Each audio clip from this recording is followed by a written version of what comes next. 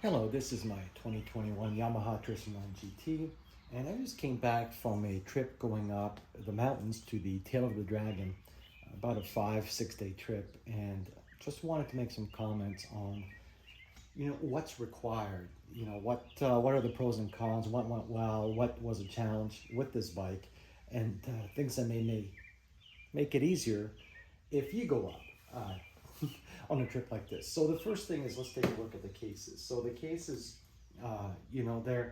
they just make life a lot easier. And what you can do is, if you don't want to pack everything in there, you can buy the liners.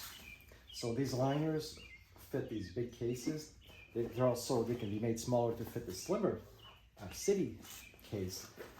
But those came in handy simply because once you open this up,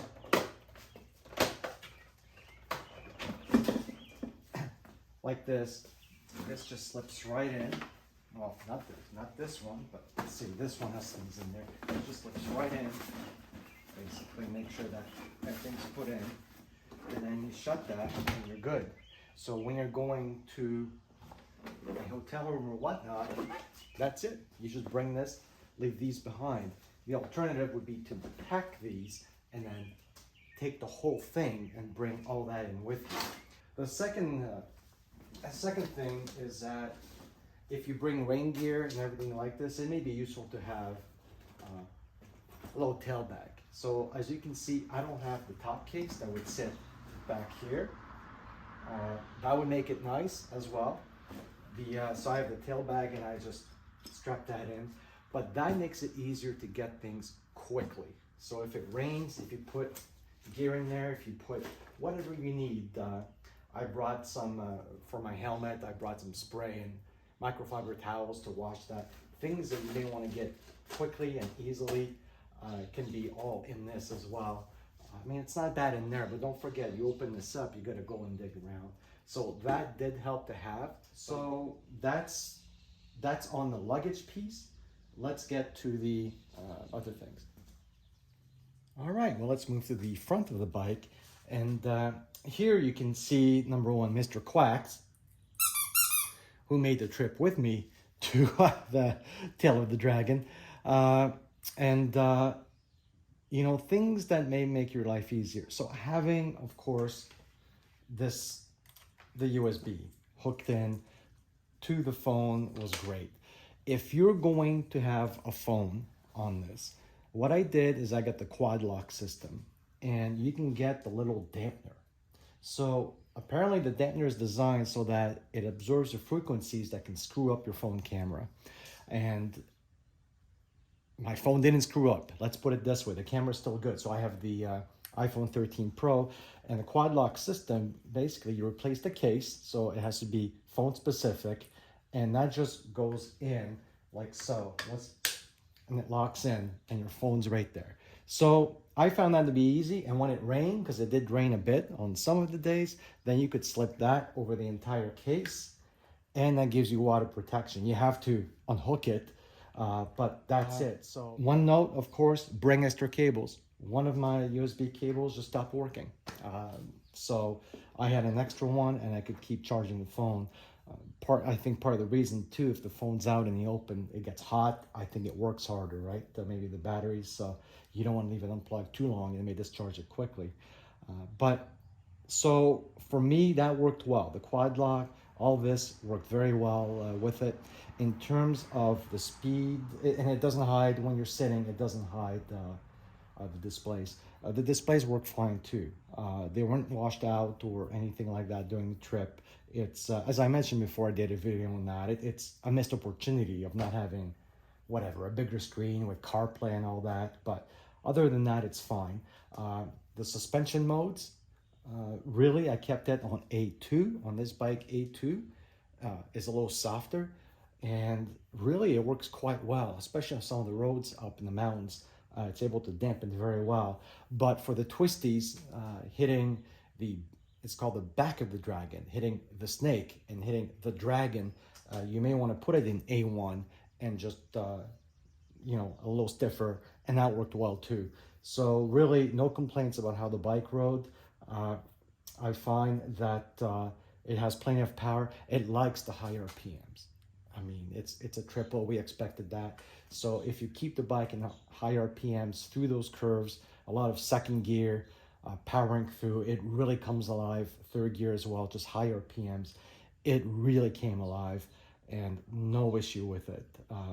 So in terms of just those ergonomics, no problem there at all.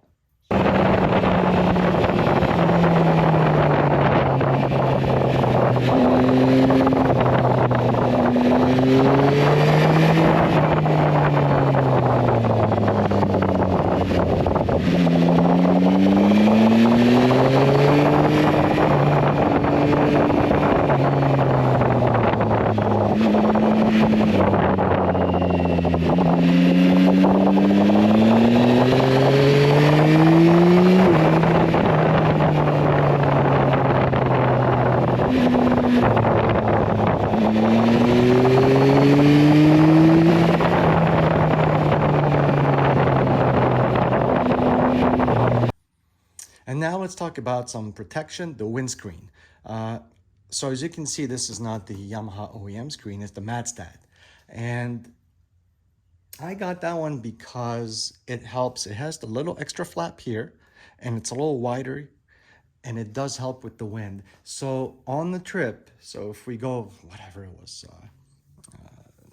1,200 miles round trip or whatnot, it's really makes a difference. So if you get annoyed by buffeting or just whatever, this screen did help in that sense. So when you go to look at it, you can look at your height and order the size that's necessary for you. For me, I may end up, once I'm looking at it here, I may end up looking up here down. So I'm not looking through the screen in that sense, which is what I like. The last piece that we'll look at will be the seat. So this is the Yamaha Comfort Seat, and it's a little different texture. And what's extra, I did a video on it, is those little pads here. Does it make a difference? Yes, slightly. With me, the stock seat, it's very close. It leans the same. It's basically all the same as the stock seat. It leans a bit forward. It's the same shape, just maybe a bit of extra padding. I'm able to go, if you have 7-hour days or more, I'm able to go on that during the day with it. What ends up hurting is not my butt where it sits here. It's actually on the edges for me. That just got really annoying. What can you do? I mean, you can chase seats as much as you want for the comfort, but it was okay. The comfort seat made a difference. Is it going to be a huge difference depending on the shape and girth of your bottom? Who knows? That's the problem with seats, right? You may be chasing them. It might be worth trying, but it did okay. But after a few days, you will start feeling it more and more. You have to keep shifting. So overall, the bike performed really well. I was really happy with it. It performed well in the rain. I think the stock tires that I have here, what is it, Bridgestone Battleaxe, I'd have to see, performed well. I did get, as mentioned before, the extra protection. I did get this engine cover as well. Again, needs to be bought in Canada, not available in the US. Lots of stuff not available in the US right now. Just in case anything would happen, so I have these two, and maybe that would mitigate, but there was no problem. Riding in the rain, it rains sometimes, and it was no issue, controlling your speed. The side cases, really with the extra weight, you feel that a bit, but the bike has plenty of power to get past that. You can just get on the throttle and leave it in the high RPMs, and it'll be tons of fun with it. So very happy with it on how it did. I'll include some pictures and maybe a little video of my GoPro that I had going through some twisties. Fortunately, I left the front camera of the GoPro on, so there's wind noise.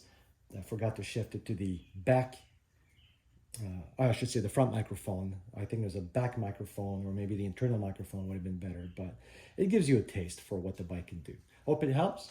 Thank you.